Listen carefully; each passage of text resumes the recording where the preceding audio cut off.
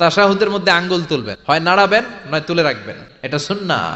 আশাদ্দু আলা শাইতান মিনাল হাদিদ, শয়তানরে লোহা দিয়ে পিটাইলে যত কষ্ট পায়, তাশাহুদে বসে এই আঙ্গুলটা নাড়ালে এর চেয়ে বেশি কষ্ট পায়। সুবহানাল্লাহ কইবেন না? তিন জিনিসের দিকে তাকালেই সওয়াব। কয় জিনিস? জোরে বলেন। এক নাম্বার আন-নাযার ইলাল মুসহাফ, কোরআনের দিকে তাকালেই সওয়াব, পড়া লাগবে না, পড়লে তো সওয়াব আছে, তাকানো মাত্রই। দুই নাম্বার আন-নাযার ইলা ওয়াজহিল ওয়ালিদাইন, মা বাবার চেহারা,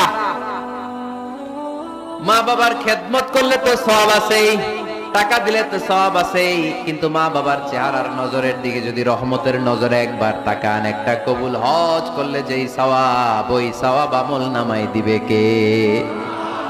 মা বাবা এমন জিনিস আমরা চিনলাম না।